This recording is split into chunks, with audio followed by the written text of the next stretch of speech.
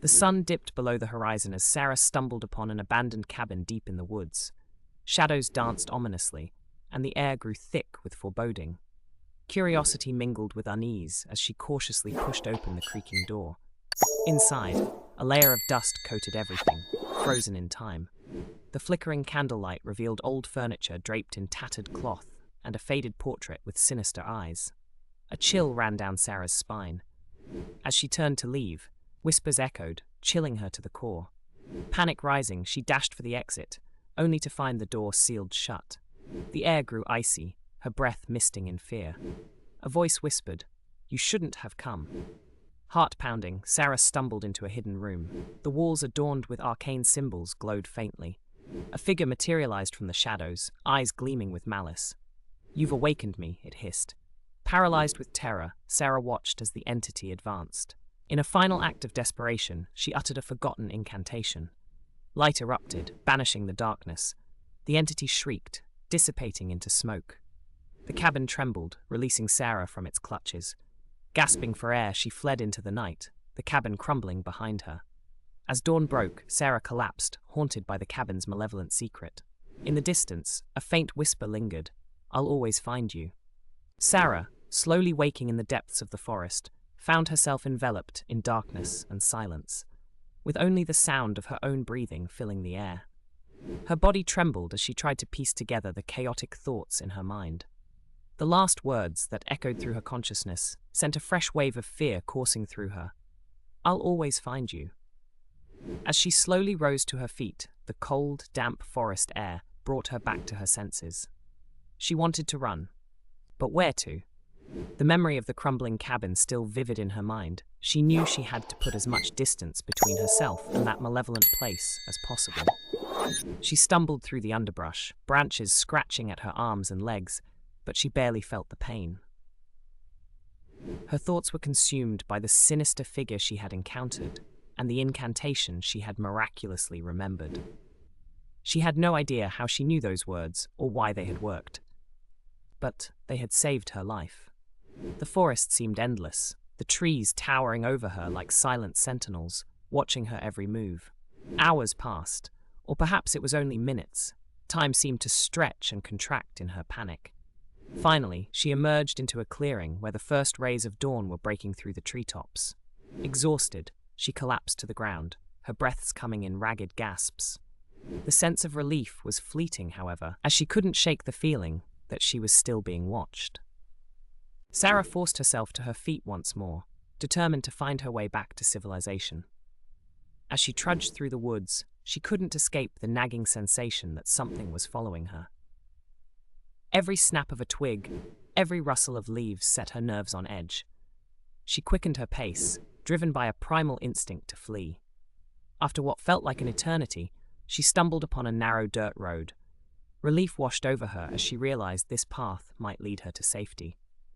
She followed the road, her legs heavy with exhaustion, until she spotted a small house in the distance. The sight of it filled her with hope, and she broke into a weary jog. Reaching the house, she pounded on the door, desperate for help.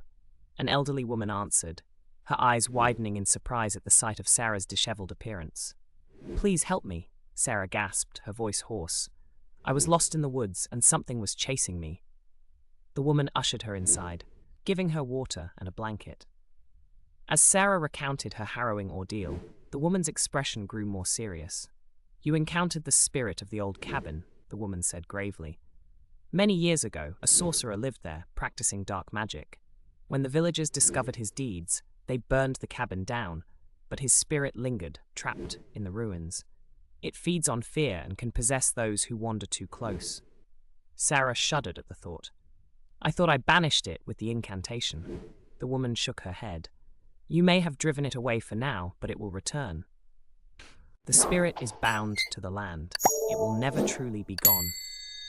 As the reality of the situation sank in, Sarah felt a renewed sense of dread. She couldn't live her life in constant fear of the spirit's return. She needed to find a way to end this once and for all.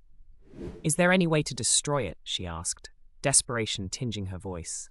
The woman hesitated, then nodded slowly. "There is a ritual, an ancient one, that can sever the spirit's connection to this world, but it is dangerous and requires a great sacrifice. "I'll do whatever it takes," Sarah said firmly. "I can't live with this terror hanging over me." The woman explained the ritual, detailing the necessary components and the steps involved. Sarah listened intently, her resolve strengthening with each word. She knew the task ahead would be perilous, but she had no choice. Over the next few days, Sarah gathered the required items: rare herbs, a silver dagger, and a sacred tome that the woman had kept hidden away. The final component was the most daunting: a piece of the sorcerer's remains, buried in an unmarked grave near the ruins of the cabin. With the preparations complete, Sarah steeled herself for the journey back to the cabin. She knew the spirit would be waiting for her, but this time she would be ready. As she approached the ruins, the air grew colder, and the oppressive feeling of being watched returned. She reached the clearing where the cabin had stood, now nothing more than a charred foundation. The whispering began again, sending chills down her spine. Ignoring the whispers, she set up the ritual circle, placing the herbs and the tome at specific points.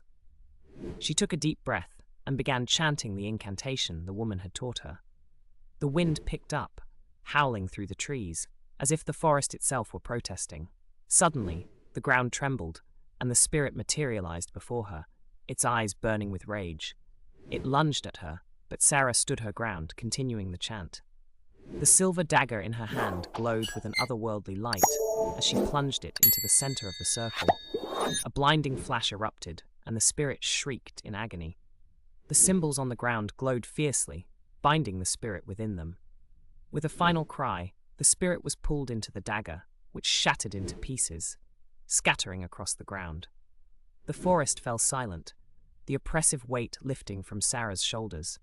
She sank to her knees, tears of relief streaming down her face. It was over. The sorcerer's spirit was finally at rest. Exhausted but victorious, Sarah made her way back to the elderly woman's house. The woman greeted her with a knowing smile, nodding in approval. "You did it," she said. "The spirit is gone." Sarah thanked the woman for her help and support. As she left the house, she felt a newfound sense of freedom. The terror that had haunted her was no more. She could finally move forward, unburdened by the darkness of the past. As she walked away, the first rays of sunlight pierced through the forest canopy, illuminating her path. Sarah knew she would never forget the ordeal she had endured, but she also knew she was stronger for having faced it. With each step, she felt her confidence grow, ready to embrace the future with renewed hope and determination. Hello, dear viewer. We've prepared a special video just for you today, and we hope you're enjoying it. If you liked the video, consider subscribing to our channel to stay updated on more content like this. By clicking the subscribe button, you can support us and be the first to watch our new videos. Don't forget to leave a like and comment if you enjoyed the video or want to share your thoughts. Your feedback means a lot to us. Help us grow and stay motivated to create more valuable content by subscribing today. We look forward to delivering more content that you'll love. Thank you for joining us. We appreciate your support.